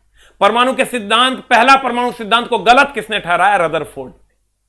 तो सर अब अगर हम कहते हैं, जैसे कहे जीव विज्ञान शब्द तो मारना लेमार्क, और कहेगा जीव विज्ञान के जनक तो मारना अरस्तु। जनक क्या मारना चला? अरस्तु। हो गया। अब उसके बाद जो अगला आपका ऑप्शन है वनस्पति विज्ञान, इसमें ले लीजिए सर, ये वनस्पति विज्ञान के खोजकर्ता थे। वनस्पति विज्ञान, वनस्पति विज्ञान। और उसके बाद जो आपका लास्ट वन बच गया चला, वो है आधुनिक वर्गीकरण। इन्होंने ही किया था आधुनिक वर्गीकरण। आधुनिक वर्गीकरण जल्दी जल्दी लिख लो। आधुनिक वर्गीकरण, आधुनिक वर्गीकरण का जनक इन्हीं को कहा जाता है। हम ही क्वेश्चन चला अरस्तु और लेमार्क के लिए दिए हैं, ये दोनों टिंटा फुच्चा के लिए नहीं दिए हैं, लेकिन चला लिख दिए हैं। जीव विज्ञान शब्द का प्रयोग सर्वप्रथम किसने किया? तो कहेंगे लेमार्क ने। कहेगा जीव विज्ञान के जनक कौन थे? अरस्तु। उसके बाद आ जाओ थियोफ्रेस्टस की अगर हम बात करें तो ये वनस्पति विज्ञान के जनक थे। और अगर हम लिनियस की बात करें, ये आधुनिक वर्गीकरण के जनक कहलाते हैं। एकदम ध्यान से, जीव विज्ञान शब्द का प्रयोग लेमार्क, जीव विज्ञान शब्द का प्रयोग लेमार्क, जीव विज्ञान शब्द का प्रयोग लेमार्क, जीव विज्ञान शब्द का प्रयोग लेमार्क, और जीव विज्ञान के जनक अरस्तु। जनक अरस्तु, जनक अरस्तु, जनक अरस्तु, जनक अरस्तु। शब्द का प्रयोग लेमार्क, शब्द का प्रयोग Lamarck. You will get the answer. हो गया। द नेक्स्ट वन इज, आगे बढ़े, आगे बढ़े हो। द नेक्स्ट, निम्न में से कौन सा एक कोशिकीय जीव का उदाहरण है? बताइए क्या हो जाएगा सर आंसर? निम्न में से कौन सा एक कोशिकीय जीव का उदाहरण है? आंसर हो जाएगा चला प्रोटोजोआ। बाकी तो चला बहुकोशिकीय होगा, एक द्विकोशिकीय नहीं होता, एक और बहु होता है। उसके बाद इकाइनोडर्माटा की अगर हम बात कीजिए, इकाइनोडर्माटा है यहां, इकाइनोडर्माटा की अगर बात कीजिएगा तो ये बहुत बार पूछता है सर, ये हड्डी में होता है, ये हड्डी में होता, इसीलिए हम इसमें कहते हैं इसमें कैल्शियम होता। इसलिए क्योंकि हड्डी में क्या होता है चला? कैल्शियम, इसलिए इसमें कैल्शियम होता। कहते हैं चला इकाइनोडर्माटा, ये हड्डी में होता इसलिए इसमें कैल्शियम होता। ये हड्डी में होता इसलिए इसमें क्या होता? कैल्शियम होता। जल्दी से लिख लो। एक कोशिकीय कह देगा प्रोटोजोआ, बाद बाकी बहुकोशिकीय है। हो गया? अरे हो गया। इकाइनोडर्माटा ये हड्डी में होता है इसलिए इसमें कैल्शियम होता। अगला क्वेश्चन, डाल्टन चचा आ गए, अभी तुरंत ना चर्चा किया था। डाल्टन ने पहला परमाणु सिद्धांत दिया। अब मामला अगर गड़बड़ है, 3 स्टेप आगे जाके क्वेश्चन पूछ दिया, हम की करेंगे? हमारे बस में है ना? क्वेश्चन देखो की पूछा, पढ़ो तो एक बार। खूब लड़का पूछता, डाल्टन चचा ने परमाणु सिद्धांत दिया, डाल्टन चचा ने पहला परमाणु सिद्धांत दिया। अरे बाप रे बाप, है ना क्वेश्चन देखना, थोड़ा लेवल पता चल जाएगा। कहता है डाल्टन का परमाणु सिद्धांत निम्न में से किसके लिए एक स्पष्टीकरण प्रदान करता है? अब ले कहने लो क्वेश्चन। तुम कहेगा द्रव्यमान संरक्षण, रासायनिक संयोजन। द्रव्यमान संरक्षण निश्चित अनुपात का नियम, रासायनिक संयोजन निश्चित अनुपात का नियम, निश्चित अनुपात का नियम, रासायनिक संयोजन। अब तुम चला तेरा नहीं पता होगा तो हम कहते हैं सीढ़ी हमारा सेट है। तुम याद करो पिछला 5 सेट, दोनों क्वेश्चन हम लाए हैं। कल वाला क्वेश्चन में तुम देखना क्वेश्चन लेके आए द्रव्यमान संरक्षण, याद है? कल वाला सेट अगर तुम देखेगा, कल वाला सेट है रे, कल वाला सेट अगर तुम देखेगा तो कल वाला सेट में तुम देखना द्रव्यमान संरक्षण का क्वेश्चन था। अगर तुम कल वाला सेट देखेगा निश्चित अनुपात के नियम का क्वेश्चन था। और आज हमने उसका एक लेवल और पार किया। कौन सा लेवल? जो तेरे सामने है। अब गौर फरमाइएगा सर, आपको पता चल जाएगा व्हाट इज द आंसर। क्या होगा आंसर सर बताइए? कल का अगर क्वेश्चन आप देखे होंगे सर, कल के क्वेश्चन में हमको लगता है कितना नंबर क्वेश्चन, हाँ देखो कल 16 नंबर क्वेश्चन था, कौन सा नियम कहता है रासायनिक अभिक्रिया में, आज वो 16 नंबर है। चला सेटिंग देखो, आज वो 16 नंबर है, बस क्वेश्चन का लेवल बदल गया है। कल का क्वेश्चन था 16 नंबर, कौन सा नियम कहता है रासायनिक अभिक्रिया में द्रव्यमान को न तो उत्पन्न किया जा सकता है और न ही नष्ट किया जा सकता है। हमने कहा था यह द्रव्यमान संरक्षण का सिद्धांत ऐसा कहता है, याद है। और उससे 2 सेट पहले तुम याद करना, तो हम तरह बताए थे अस्थिर अनुपात का नियम, इसी को निश्चित अनुपात का नियम कहते हैं, जिसमें यौगिक भार के अनुसार एक निश्चित अनुपात में होते हैं, याद है। नहीं होगा, हम इसीलिए बोलते हैं क्रमबद्ध ज्ञान को विज्ञान कहते हैं। एक बार और सुन लो, निश्चित अनुपात का नियम कहता है कि अगर ये H2O है ना चला, तो ये द्रव्यमान के अनुसार ये एक निश्चित अनुपात में होते हैं। जैसे 1 गुना 2 द्रव्यमान हो गया, ऑक्सीजन का हो गया 16, ये हो जाएगा 1:8, ये निश्चित अनुपात में होते हैं। अब पता चला आंसर की हो जाएगा। What is the answer, question number 16 में आंसर अगर आप बात करोगे तो हम कहेंगे डाल्टन का परमाणु सिद्धांत निम्न में से किसके लिए एक स्पष्टीकरण प्रदान करता है, यह द्रव्यमान संरक्षण और निश्चित अनुपात के नियम के। आप कहेंगे मास्टर कैसे, बोलो ना कैसे। तो सर इन्होंने कहा था कि परमाणु जो है ना उसका द्रव्यमान निश्चित होता है। हम तरह की बोले, अगर तोहर पैसा यहां 100 टका, दिल्ली चल जाओगे वहां भी 100 टका, इसको कहेंगे पैसा संरक्षण का सिद्धांत। जो चीज फिक्स रहे, नियत रहे, तो उसका संरक्षण हो गया। अगर नष्ट हो गया तो संरक्षण नहीं हुआ, बोलो ना रे चला। अगर हम कहते हैं संवेग संरक्षण का सिद्धांत, मतलब अभी जितना संवेग है टकराने के बाद वो उतने संवेग रहेगा, तो कहेंगे संवेग संरक्षण का सिद्धांत, मतलब नष्ट नहीं होगा, संरक्षित रहेगा, मतलब रक्षा हुई। तो कहते हैं चला, कहता था परमाणु का द्रव्यमान निश्चित है, इसका मतलब नष्ट नहीं होगा, इसका मतलब द्रव्यमान संरक्षण का सिद्धांत। अब वो भी करता था परमाणु जब भी जुड़ेगा एक निश्चित अनुपात में जुड़ेगा, इसलिए ये दोनों बात का स्पष्टीकरण डाल्टन चचा ने किया था। ध्यान रखना, इसमें रासायनिक संयोजन एक ऑप्शन में रहता है जो नहीं होगा। रासायनिक संयोजन का मतलब हुआ H और Cl मिलकर HCl बना दिया, रासायनिक संयोजन है जिसका इस वास्तविक घटना से कोई लेना देना नहीं। आंसर क्या हो जाएगा, चला आंसर हो जाएगा B4 बॉल। अगला क्वेश्चन, किसके अनुरूप, देखो रे चला, ये क्वेश्चन जो है ना बड़ा गड़बड़ है। मतलब चला अगर बिलीव कर, तो हम उस आदमी को सैल्यूट करते हैं जिसने प्रीवियस ईयर में 2018 में ऐसे ऐसे प्रश्नों को सेट किया। हम उस बोर्ड को भी सर सैल्यूट करते हैं। फिल्ट्राइजेशन का अगर ओरिजिनल क्राइटेरिया है तो वो सर रेलवे भर्ती बोर्ड है, ओरिजिनल है। कहां फंसोगे देखोगे, बोलो कैसे। हम तरह याद करो, आज तुमको हम क्वेश्चन नंबर 5 और 6 बताएं। हम की बोले थे, याद है? 5 और 6 में हम बोले थे कि भैया किसी की निर्भरता चेक करना हो ना तो अगर सूत्र चेक कर लेना। जैसे हमने कहा था क्या कि W किस पर निर्भर करता है, तो FS cos थीटा पर है। जो हुलुक बुलुक करके 8:30 पौने 8 बजे आएगा, ओकरा की समझ में आएगा, वो बोरे में जाएगा और लास्ट में गरिया आएगा, ओ एसके जा पढ़ाया कुछ नहीं हुआ। हम की करेंगे, हम तरह की बोले जैसे वैकेंसी ने उससे बेसी ज्यादा ओकर डबल बच्चा हमारे वीडियो देखता है तो ओकरा से थोड़े होगा। जो रेगुलर देखता है ओकरा से होगा, जो लाइव आकर पढ़ रहा है चला उसको फायदा मिलना है। लेकिन नहीं, वो की करेगा, रिकॉर्ड गांव में है सर एकदम नहीं देख पा रहे हैं, कोई बात नहीं। लेकिन अगर आपके पास टाइम है, तो अगर मेरी आवाज आपके कान तक पहुंच रही है सर, तो लाइव आके दम है तो 1 घंटा बैठिए, और नहीं तो मामला एकदम गड़बड़ होगा। ये हम कह रहे हैं सर एज ए गुरु आपको, आप सर इस पर समय दीजिए, आपके लिए बहुत ज्यादा फायदेमंद होगा। किसके अनुरूप वस्तु की गतिज ऊर्जा में वृद्धि होती है, यही ना क्वेश्चन चला। किसके अनुरूप वस्तु की गति मेन चला मामला की है ना, हम तो पढ़ाते हैं फ्री में, तब पता चलता नहीं। हमको ही पता चला, मेरा वीडियो लगभग 1.5 से पौने 2 लाख बच्चा देख लेता है। पहला वीडियो मेरा 4.5 लाख बच्चों ने देखा, पौने 5 लाख। फिर अगर तुम सोच के देखो, अगर पौने 5 लाख बच्चे उस वीडियो को देखते हैं, उसके बाद अगर 1.5 से 2 लाख बच्चे देख पाते हैं, और इस 2 लाख बच्चे से सर हम अगर अभी पैसा लेने लगे और मात्र 100 टका चार्ज करते हैं, तो मेरे पास 2 करोड़ रुपया पर मंथ आएगा। और बच्चा देगा, तू ही देगा, तू देगा। तो सोच के देखो, अगर हम आज इस बच्चे से मात्र 100 रुपया फी चार्ज करते हैं, 100 रुपया नहीं चला, हम अगर इस बच्चे से मात्र 50 रुपया फी चार्ज करते हैं, तो 2 लाख गुना 50 कितना जोड़ पाएगा? हम तो जोड़ियो नहीं पाए। 2 लाख बच्चा अगर 100 टका करके देता है तो कितना पैसा हो जाएगा? 10 करोड़। 20 करोड़ 25 करोड़ जितना चाहेंगे उतना ले लेंगे।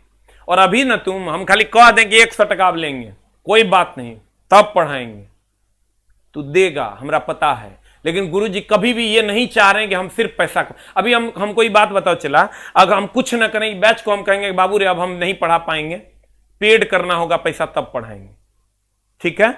और हम इस बैच का फी रख देते हैं चला मात्र 50 टका, और 1 लाख बच्चे वीडियो देख पा रहे हैं। वो बच्चा भी वीडियो देखता है सर जो गांव में शायद उसके पास छत है कि नहीं है। आज जो हम वीडियो डालेंगे उसका छत देखिएगा सर बांस का कोपड़ है। मेरा वीडियो वो बच्चा भी देखता है जो सर दुकान कर रहा है।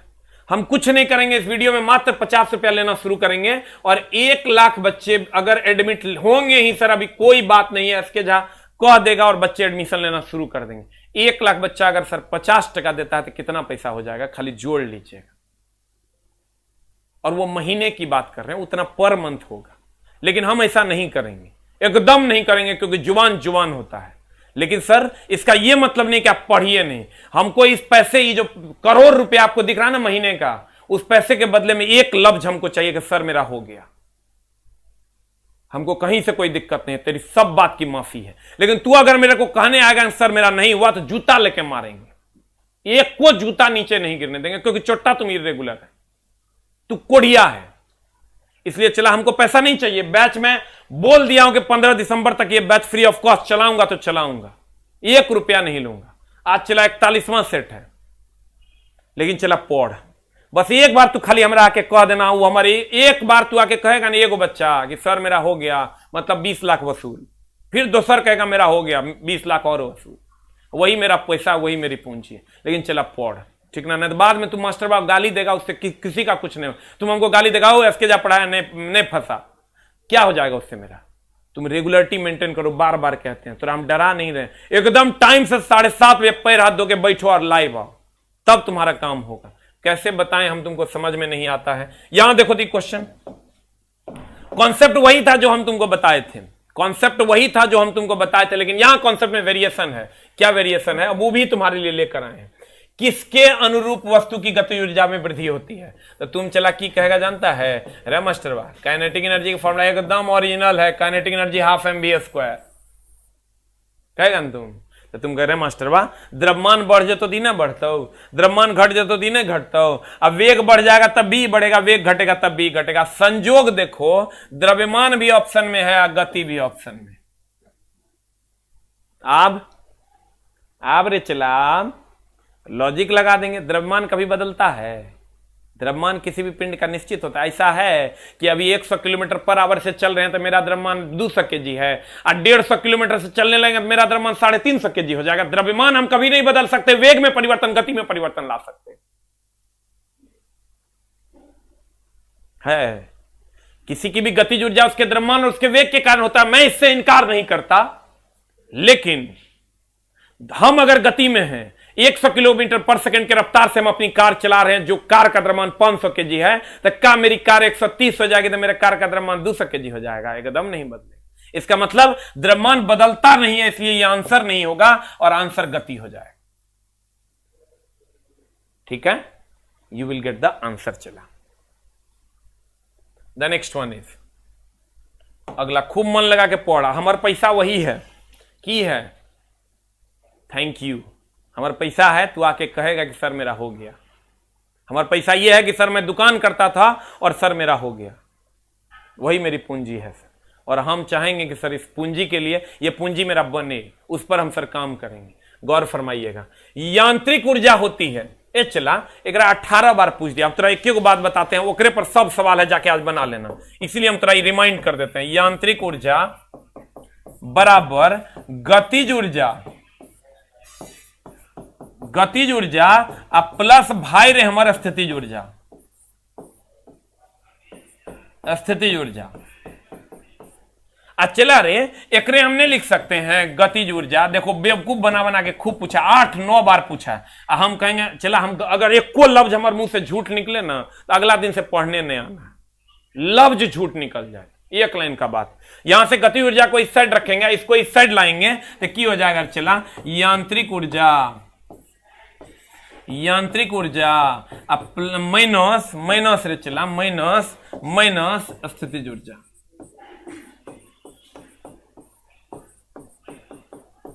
देखो यांत्रिक ऊर्जा बराबर गति ऊर्जा प्लस स्थितिज ऊर्जा, बेवकूफ बना के पूछ दिया गति ऊर्जा बराबर, लड़का कहेगा ये तो पढ़ावे नहीं किया था मास्टर, तो हर सिलेबस चीजें पढ़ाया तो पूछवे नहीं किया, उल्टे बात पूछ दिया। अरे छोटा हम तोरा पढ़ा सकते हैं, दिमाग हम सबको दे देते, सबको नौकरी नहीं हो जाता। गतिज ऊर्जा बराबर हो जाएगा यांत्रिक ऊर्जा माइनस स्थितिज ऊर्जा, वही तो किया है, प्लस एकरा इसी साइड छोड़ दिया, एकरा इस साइड ले आया, या कह देगा स्थितिज ऊर्जा तो एकरा यहीं छोड़ देंगे, एकरा इस साइड लेके चल आएंगे। इतना तो कॉमन सेंस हमारे भाई में है ही है। तो कहते हैं यांत्रिक ऊर्जा होता है किसी गतिमान वस्तु द्वारा अवशोषित ऊर्जा, यांत्रिक कार्यों के द्वारा उत्सर्जित ऊर्जा, किसी वस्तु की गतिज ऊर्जा और स्थितिज ऊर्जा का योग। C for cat, you will get the answer. हो गया? देखो ये लिखता है 10,000 लाइक पार कर देना है, नहीं होगा तो की हो जाएगा। वो सब नहीं सोचो, तुम पढ़। वो सब नहीं सोचो कि हमारा के लाइक कर रहा है, कि हमारा सब्सक्राइब कर रहा है, कि हमारा गाली दे रहा है। तू पढ़ है, हाथ जोड़ के नंबर नहीं, हमरा नहीं चाहिए वो सब। मौत अंतिम सत्य है और कोई नहीं रोक सकता। हमको लाइक तो हर ई वाला नहीं चाहिए, हमको लाइक यहां वाला चाहिए। दे सकता है? अगर दे सकता है तो पढ़, ठीक ना। अगर यहां तू ये दिल वाला लाइक दे सकता है तू तो पढ़। मेरा लाइक भी वही है, मेरा सब्सक्राइब। थोड़ा सा हम यहां से जुड़ेंगे रे, मां कसम इमेजनरी चीज से। ये सब काल्पनिकता है, वास्तविकता में जुड़ेंगे। सब्सक्राइब करो तुम हमको दिल से, तब मानेंगे। मेरे चैनल को सब्सक्राइब करने की जरूरत नहीं है, हम उसी में खुश हैं। चला बता आंसर की होगा, व्हाट इज द आंसर। घबराना नहीं। जैसे यांत्रिक ऊर्जा कहेगा गति ऊर्जा प्लस स्थिति ऊर्जा का योग की करता है लड़का, किसी वस्तु की गति ऊर्जा तथा स्थिति ऊर्जा कहता हो एक मार, यहां लिख देता है कुछ नहीं, सेटर की करेगा, यहां लिख देगा अंतर। तुम कहेगा अरे बाप रे बाप ई केना हो गए। जैसे हम मास्टरवा तरह पढ़ा दिया यांत्रिक ऊर्जा बराबर गति ऊर्जा प्लस स्थिति ऊर्जा, अब तू कहेगा हाँ मास्टर पढ़ाया था यांत्रिक ऊर्जा किसी वस्तु की गति ऊर्जा मार रहा, लास्ट में देखवे नहीं करेगा, लिखल रहेगा अंतर। जबन बोरा में एक लड़का आया था, कहता सर 12 डिग्री सी पर ध्वनि का पदार्थ की जल की अवस्था पूछ दिया था, ये कहां पढ़ाए थे आप? तो कहते 0 से इधर जाएगा बर्फ, 0 से 100 पानी, 100 से उधर जाएगा तो जलवाष्प। हम कह रहे छोटा 0 से 100 जब तोरा पढ़ाए पानी तो 0 से 100 में 12 नहीं आता है। कहता ओहो ये बात। एक लड़का आया, एक क्वेश्चन पूछा था ग्रुप डी में, हमको याद है। वो लड़का कहा सर एक क्वेश्चन था कि अगर बोतल में पानी है और उसको हिलाएंगे तो बुलबुला कहां जमा होगा। ये बात आप पढ़े हुए नहीं किया, इसके जा मुर्दाबाद, इसके जा से नहीं आया क्वेश्चन।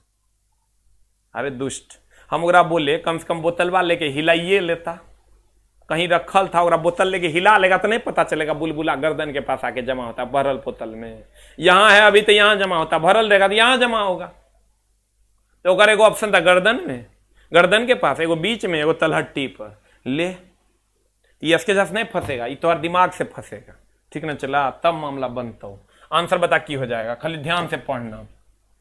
निम्नलिखित में से कौन सा किसी तत्व का के समस्थानिक का गुण नहीं है? अरे चला हम तुरा एगो चीज बताएं, समस्थानिक का संभारी के एगो जुगाड़ कर दिए, बड़ा डेप्थ में ये बात सब हम लिखने वाले हैं। अभी ये क्वेश्चन में 1300 फीट नीचे का डेप्थ अभी हम देने वाले हैं तेरा, और तू बना लेगा। कहेगा कैसे? दिखाते हैं, देखो ऐसे। समस्थानिक ना एक ही तत्व के 2 परमाणु होते हैं, रुक जाना, एक ही तत्व के 2 परमाणु। और अगर संभारिक की बात करेगा तो देखो एक ही तत्व कार्बन कार्बन, और संभारिक की बात करेगा 2 अलग अलग तत्व हैं। इसमें कहते हैं 2 अलग अलग तत्व, 2 अलग अलग तत्व। हमको ही बताओ चला, बाकी तो प्रोटॉन इलेक्ट्रॉन न्यूट्रॉन तू सब कर देगा, लेकिन एगो बात बताओ चला, रासायनिक गुण और भौतिक गुण की बात कर लें। रासायनिक गुण मतलब चला एगो कार्बन एगो अल्युमिनियम था, रासायनिक गुण अलग अलग, आ दोनों कार्बन तो रासायनिक गुण समान। अब भौतिक गुण एगो के भार 12 एगो भार 14, तो भौतिक गुण अलग अलग। अब भार 12 इसका मतलब भौतिक गुण समान। अब देखा है तोरा, देखो एकर ई भी कार्बन, तो दोनों कार्बन है तो रासायनिक गुण समान, रासायनिक गुण समान। और अगर यहां आते हैं चला, तो ये आर्गन है, ये पोटेशियम है, तो रासायनिक गुण अलग अलग, रासायनिक गुण अलग अलग, अलग अलग। और अगर यहां हम आते हैं चला तो इसमें कार्बन ई भी कार्बन एक, लेकिन भार 12 एक भार 12 13, तो ई छोटका ई बड़का का मतलब भौतिक गुण अलग अलग। रुक रे चला 1300 फीट नीचे है, यहां ई 40 ई भी 40, इसका मतलब भौतिक गुण समान, भौतिक गुण समान रे भाई हमर जान हमर।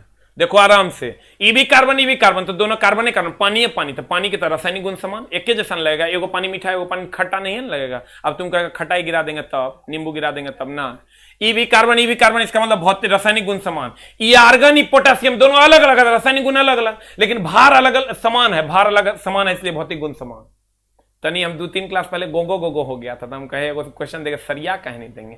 ई 12 ई 13 एक मतलब सर दोनों के साइज अलग अलग, मतलब भौतिक गुण अलग अलग। जल्दी से छाप लो चला। अब प्रोटॉन इलेक्ट्रॉन न्यूट्रॉन तो दोनों भाई करते रहेंगे, वो तो जानबे करते हैं हम लोग। 13 आज हम तुम लोगों को चला एक शख्स से मिलवाएंगे जो मेरी जिंदगी में तो शख्सियत हैं, और तुम लोगों को भी मिलवाएंगे आज हम अपने गुरुजी से।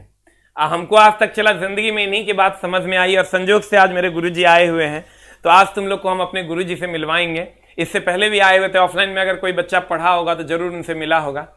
तो सर आप लोगों को भी उनका आशीर्वाद मिले ऐसा हम चाहेंगे। और 10th क्लास में मतलब क्या कहें, हम बता नहीं सकते, मैथ के जन्मदाता यही थे हमारे, और हमको इनकी बात छोड़ के किसी की बात समझ में नहीं आती थी। अगर आप लोग कहिएगा तो हम आप लोगों को जरूर मिलवाएंगे सर, और हम चाहेंगे कि उनसे आपको 2 मिनट भी अगर आशीर्वाद मिल जाए तो शायद आपके जीवन में कुछ मंगल पल आए, और शायद आपके जीवन में कुछ ऐसी अनुभूतियां आए जो आप शायद इससे पहले महसूस ना किए हों। जरूर सर जरूर। हो गया एकदम सर। हम आपको लास्ट में 20 क्वेश्चन हम खत्म करते हैं, तब आप लोगों को मिलवाएंगे। इसको लिख लिए सर, वो मेरे गुरुजी हैं चला, और आज तक हमको किसी का बात सबसे ज्यादा अगर समझ में आया है तो वो इनका बात समझ में आया। और मैथ मतलब बता नहीं सकते हैं, जो आप हम लोग सोच नहीं सकते हैं चला। अभी के बच्चों का मैथ बड़ा कमजोर होता है। 10th क्लास में सबसे ज्यादा अगर हमको मैथ समझ में आया, 100 में चला 98 नंबर आता था, 99, 1 नंबर के लिए गुरुजी से लड़ते थे हम हमेशा। अब आ जाओ तो इधर क्वेश्चन में चला, निम्नलिखित में से कौन सा किसी तत्व के समस्थानिकों का गुण है? तो कहते हैं उनके परमाणु द्रव्यमान समान होता है। चला समस्थानिक है, परमाणु द्रव्यमान समान है नहीं ना है, 12 एक 13 गेल लो। उनके परमाणु क्रमांक समान है, ई 6 सही है। वे भिन्न भौतिक गुण प्रदर्शित करते हैं, ई 12 ई 13 अलग अलग भौतिक गुण है, ई भी सही। ये समान रासायनिक गुण नहीं चला, हाँ ये समान रासायनिक गुण, ई भी कार्बन, ई भी सही। इसका मतलब आंसर की होगा चला 2, 3 और 4। You will get the answer, B number is the right answer. ठीक है, अब देखिए सर क्वेश्चन नंबर आते हैं सर 20 में। कहता क्या है, कहता है क्वेश्चन नंबर 20 कि जिप्सम के क्रिस्टल जल के रूप में पानी में अणु मौजूद है। खूब पूछता है, देखो हम तरह को जुगाड़ बताते हैं। प्लास्टर ऑफ पेरिस में अगर कहेगा चला तो एगो कैल्शियम सल्फेट होगा तो आधा H2O होगा। और क्या प्लास्टर ऑफ पेरिस में जब जल डालते हैं सर तब जिप्सम का निर्माण होता है, या जिप्सम को गर्म करते हैं तब प्लास्टर ऑफ पेरिस का निर्माण होता है। दोनों बातें हैं। अगर प्लास्टर ऑफ पेरिस में जल डाल देते हैं तो जिप्सम का निर्माण होगा, और जिप्सम को गर्म कर देते हैं तो प्लास्टर ऑफ पेरिस बनेगा। आप गौर से देखिए, 1 अणु कैल्शियम सल्फेट तो आधा अणु होगा जल, 2 होगा तो 1 होगा, 1 होगा तो आधा होगा, 5 होगा 4 होगा तो 2 होगा। मतलब प्लास्टर ऑफ पेरिस में सल्फेट का आधा हाइड्रेट होता है, और जब जिप्सम में आप जाते हो तो सल्फेट का दुगुना जल होता है, सल्फेट का दुगुना होता है। तो बता आंसर क्या हो जाएगा, इसको प्रॉपरली ध्यान रखना। क्या इसमें जिप्सम में हो जाता है 2 गुना, और इसमें हो जाता है आधा। इसमें कितना आधा, इसमें कितना 2 गुना, इसमें कितना 2 गुना, इसमें कितना 2 गुना, इसमें कितना आधा। अब बता आंसर की हो जाएगा, what is the answer? Gypsum crystal में जल के रूप में पानी, तो हम कहेंगे 2। You will get the answer. हो गया, 2 इज द राइट आंसर। अब चला बुक के बारे में बहुत सारे बच्चे प्राइस को लेकर के बात कर रहे हैं, हम कमेंट्स देख पा रहे हैं। 1 मिनट हम चला प्राइस की बात कर लेते हैं कि क्या प्राइस है और क्यों है, कैसे। वैसे बुक की प्राइसिंग मैं नहीं करता हूं, लेकिन फिर भी मैंने बुक के प्राइस में इंटरफेयर किया है, कि मेरी बुक की प्राइस ये रहेगी और ये नहीं होगा, ये होगा। हम आपको सर बता देते हैं, शायद आपको समझ में आ जाएगी। मेरी जो बुक है सर, वैसे तो हम बुक पे एक वीडियो बनाएंगे कि बुक का कंटेंट क्या है। फिलहाल हम लोग आपस में, चूंकि हम लोग डेली जुड़ते हैं, तो आप लोगों को हम बता दें सर, मेरी बुक में, उसके बाद सर हम अपने गुरुजी से आपको मिलाएंगे। मेरी बुक में पूरी कंप्लीट थ्योरी है। किसकी सर? फिजिक्स की, केमिस्ट्री की एंड बायोलॉजी की। उसके बाद सर जब आप आइएगा तो फॉर्मूला वाइज न्यूमेरिकल है, फॉर्मूला वाइज न्यूमेरिकल है फिजिक्स और केमिस्ट्री दोनों की। बायोलॉजी में तो न्यूमेरिकल होता नहीं है। उसके बाद प्रैक्टिस क्वेश्चन है सेलेक्टेड। उसके बाद प्रीवियस ईयर टोटल डाला हुआ है, प्रीवियस ईयर ही समझ लो उस किताब को। प्रीवियस ईयर क्वेश्चन पूरा का पूरा है, पूरे सारे फॉर्मूला का एक जगह लिस्ट बनाया हुआ है। उसके बाद जितना पीरियोडिक टेबल जो आप लोग पढ़ते हैं वो भी उसी किताब में है, पूरा पीरियोडिक टेबल कंप्लीट डिफाइन किया हुआ है। ये मेरी कंप्लीट बुक है। इसके बाद कुछ भी खरीदने की जरूरत नहीं है। और ये जो बुक है चला, ये बुक मेरी कंप्लीट जो आ रही है वो 512 पेज में आ रही है। सारा किताब खत्म, सिर्फ यही पढ़ना है। कितने पेज में? 512 पेज में। अगर आप चला इसका जिरोक्स करवाते हैं और आपको 50 पैसा भी जिरोक्स पड़ता है तो 512 पेज की किताब है, तो ये आपको 250 और 55 256 रुपया पड़ जाएगा। अगर आप @50 पैसा जोड़ते हैं तो आप कहें यार नहीं सर हम 40 पैसा करवा लेते हैं, तो अगर 40 पैसा आप करवा लेते हैं सर तो आप जोड़ के देख लिए, 5 चौका 20 और 12 चौका 48, यानी आपको 248 रुपया आ जाता है अगर आप 40 पैसे करवाते हैं तो। अगर जिरोक्स आप करवाइएगा तो सिंगल कलर होगा, ओनली ब्लैक, जिसको पढ़ने में बहुत ज्यादा दिक्कत आती है। हमने इसको क्या किया, डबल कलर में छापा है, सारे पॉइंट्स को हाईलाइट किया है ताकि पढ़ने में बच्चों को आसानी हो। और पहला पेज को मोटा रखा है क्योंकि ये बुक लंबे समय तक चलेगी, तो वो बुक फटे नहीं, उसके लिए मैंने 6 से 7 रुपए एक्स्ट्रा खर्च किया है ताकि बुक फटे नहीं। पढ़ते पढ़ते बुक फट जाती है, बच्चे पढ़ नहीं पाते हैं। उसके बाद हमने क्या किया है सर, अगर 248 भी नहीं, पब्लिकेशन का कहना था कि सर 248 हम लोगों को रखना चाहिए, तो हम लोग आपस में निगोशिएट किए और हमने कहा नहीं सर, इस बुक की कीमत मात्र 230 रुपये रखी जाए।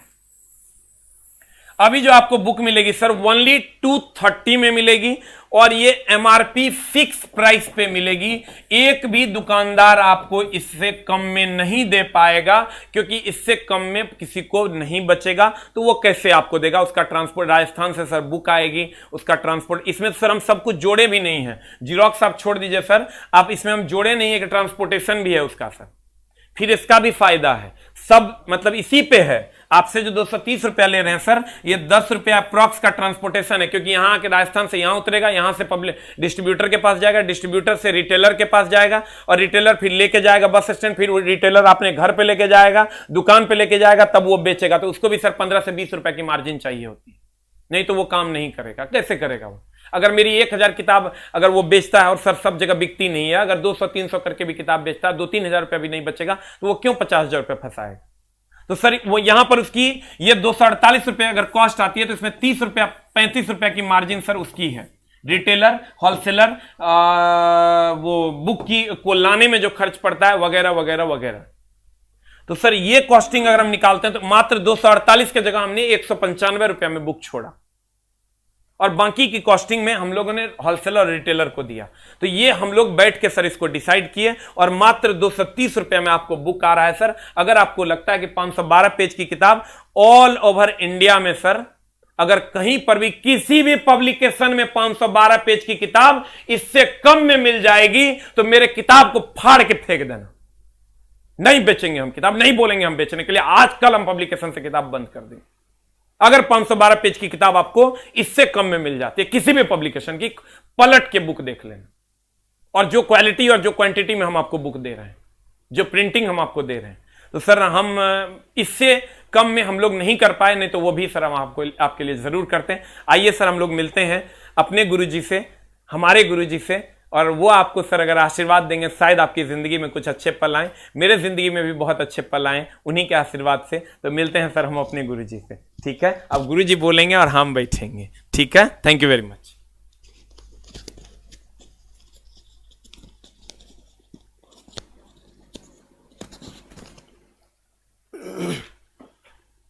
Good morning children, good evening. तो अभी आपने जो सर का क्लासेज देखे, वो क्लासेज में हम यहाँ पर कई रोज़ से, लगभग 5-6 रोज़ से हम यहाँ पर देख रहे हैं और बैठ के देख रहे हैं।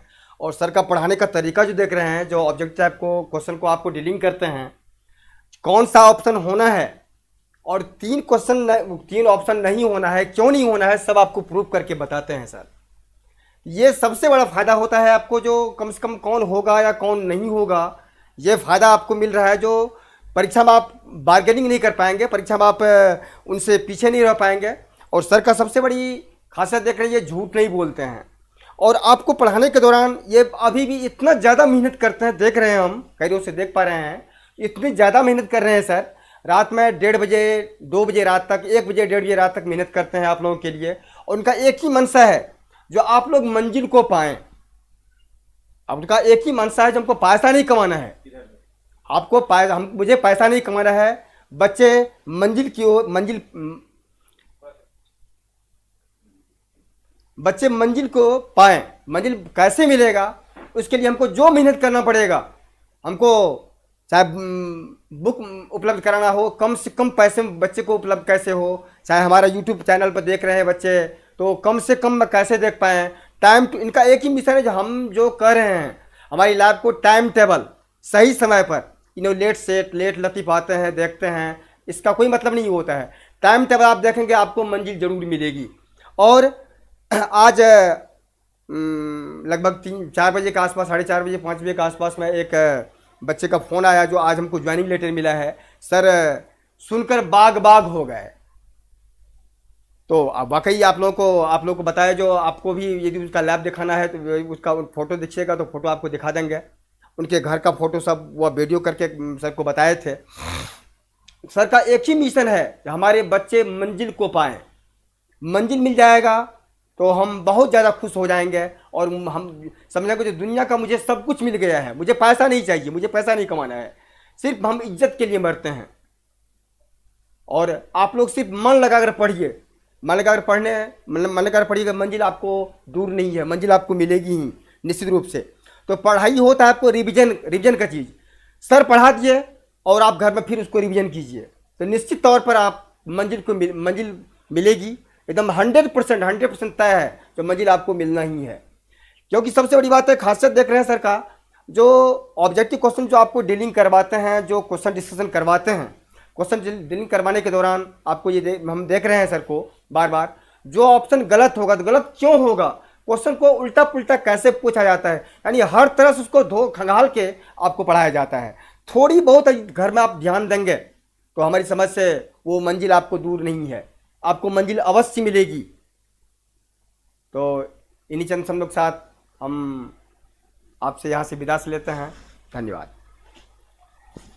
हमको याद है सर, जब हम सर से पढ़ा करते थे तो हमको मैथ में सर 100 में जिस दिन 98 आता था, उस दिन गुरुजी से हम झगड़ा करते थे कि ये 1 नंबर मेरा कहाँ गया, क्यों काट लिया आप। और दूसरी बात सर, आज तक गुरुजी मेरे कभी पैसे के पीछे नहीं भागे, कभी नहीं। इनके 2 अनमोल रतन है, एक बेटा एक बेटी। और समझिए उन लोगों का मार्क्स आप देखिएगा, 100 में 98 मैथ में आता है, 100 में 199 मैथ्स में आता है, वही इनकी पूंजी है। और हमको याद नहीं है सर कि कभी बोले होंगे कितना पैसा आपका हो गया आपके यहाँ, आप हमको दिए नहीं अभी तक मेरे पापा से। अब मेरे पापा हो सरे हैं देंगे, दिए नहीं दिए, कभी हमको नहीं बोलते थे कि पैसा नहीं लाया, तुम पैसा काहे नहीं दे रहे हैं तुम्हारे पापा, कभी नहीं। इसलिए सर मैं उनके समझिए कि इस आभार को कभी नहीं भूल पाऊंगा, शायद जब तक जिंदा रहूंगा। और कोशिश करेंगे सर हम उनके पद चिन्हों पर चलें और आप भी उनके पद चिन्हों पर चलें। नमस्कार, थैंक यू वेरी मच। मिलते हैं सर हम लोग अगली कक्षा में। थैंक यू वेरी मच, नमस्कार।